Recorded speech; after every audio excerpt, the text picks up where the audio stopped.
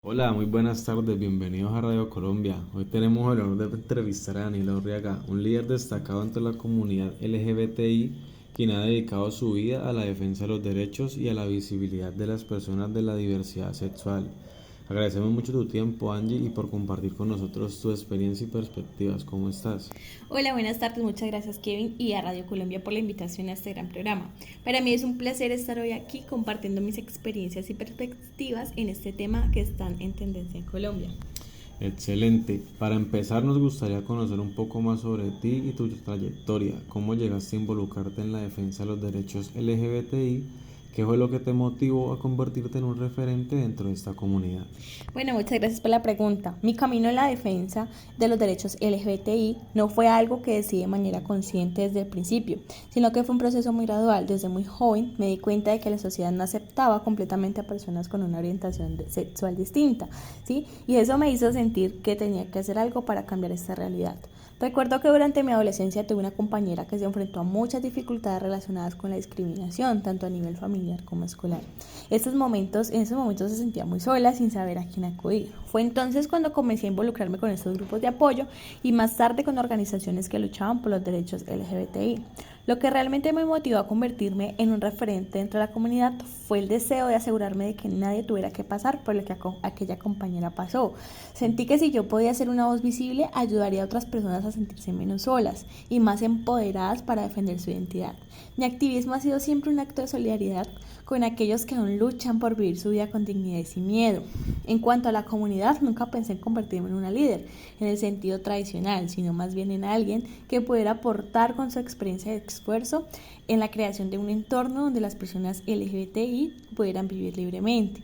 La lucha por la igualdad no es un trabajo de una sola persona, sino de toda una comunidad. Uy, excelente, es una historia muy motivadora. De hecho, la comunidad LGTBI sufre muchos abusos psicológicos, físicos, sociales y políticos.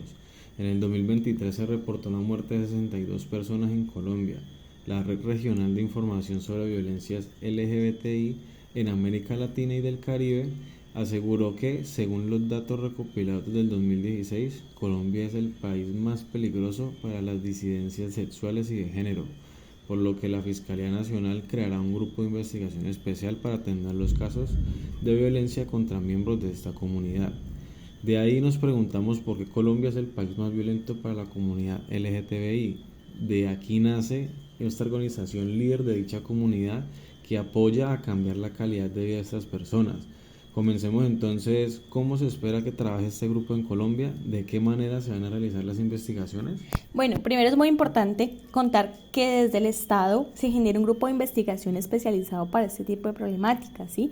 En los que están atravesados por la discriminación, por el prejuicio, por el hostigamiento y que investiguen específicamente las variables y cómo esas situaciones son diferenciales, ¿sí? No es la misma violencia física que afronta una persona que va caminando en la calle que la que afronta una mujer travesti, porque la están sancionando o le están sancionando su expresión y su libertad de género, y que la Fiscalía General de la Nación asuma esa responsabilidad, que además se cree un grupo específico formado para esto, porque se necesita con más lupa o bueno, unas gafas específicas para entender cómo funcionan estos patrones de violencia, cuando son basados en la orientación sexual y en la identidad de género.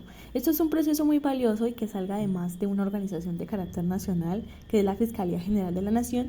Esto es una noticia muy importante para el país, para quienes hemos trabajado estos temas toda la vida y para quienes estamos en la institucionalidad, porque además ha enviado un mensaje fuerte y es si se puede adecuar el Estado a la protección a las personas homosexuales, bisexuales, trans, queer, de género fluido, no binarias y de otras entidades emergentes, pero que están siendo sancionadas por la forma en que se expresan, cómo se ven o por la persona que aman.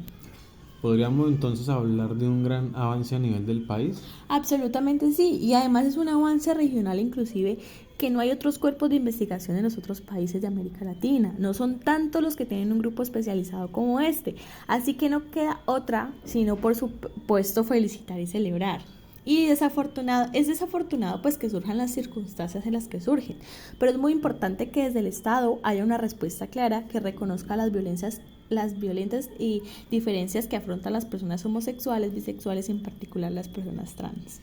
Angie, ¿por qué Colombia podría ser hoy, según las citas que yo estoy dando desde el inicio de la entrevista de estos informes, por qué Colombia podría ser hoy el país más peligroso de América Latina por las minorías sexuales?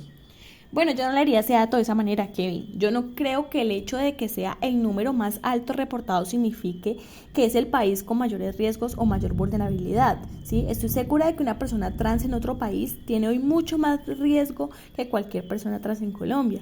De hecho, la homosexualidad sigue siendo objeto de persecución en 67 países del mundo. Las sentencias que van desde unos pocos meses de prisión hasta la pena de muerte, imagínate. Pese a los progresos, aún hay países que siguen endureciendo sus políticas contra este colectivo. El último ha sido Uganda, que ya castigaba con penas de cárcel las relaciones sexuales entre personas del mismo sexo, pero cuyo parlamento acaba de aprobar un proyecto de ley para enviar a la cárcel a todo aquel que se identifique como gay. Imagínate, si la ley llegase a ratificarse, será la primera o el primer país en el mundo que criminalice la identidad homosexual. Creo que esa lectura debería hacerse de esa manera, que es la diferencia que aquí la estamos contando, ¿sí? Que estamos conscientes de que los datos tienen que mostrarse para que se logre dimensionar el problema. Hay otros países en América Latina que ni siquiera han empezado a considerar variables diferenciales de identificación hacia las víctimas, ¿sí? Con el fin de poder sacar un dato estadístico. Cuando te pongo un ejemplo, cuando matan a un travesti, ¿sí? Cuando ponen sus huellas dactilares de una cuenta como un homicidio a un hombre, ¿sí? O cuando matan a una mujer, homicidio o feminicidio, ¿sí? No se está identificando estos datos como un trans, como un binario, ¿sí? Y eso es lo que pasó hace más o menos 15 a 20 años. Es que había un montón de hombres que aparecían vestidos de mujer y los mataban, pero no eran contados como asesinatos a mujeres travestis. Entonces es interesante ver cómo va cambiando el Estado y se van ajustando en su análisis en la forma en la que las interpreta, en la que registran los datos para hacer cada vez más claro este análisis determinado, como violencias específicas como las que sufre una persona del LGBTI.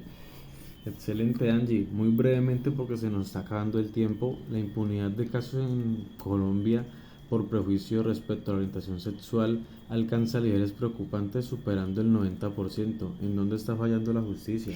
Debo decir que es muy desafortunado que la estadística sea más general que identitaria.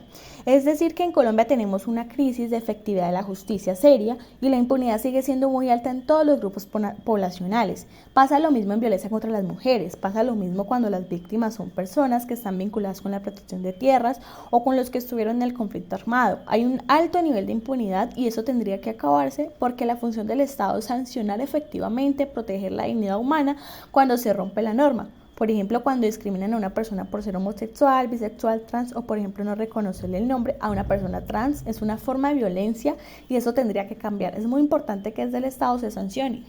Clarísimo, entonces tu respuesta. Estuvimos con Angie Urriaga, líder de la comunidad LGBTI. Gracias por abordar este interesante tema y además importante para todo el mundo. No, ustedes muchas gracias por la invitación y espero que tomen conciencia que esa es una gran comunidad que busca concientizar a las personas de que somos uno solo. Muchas gracias. Chao, chao.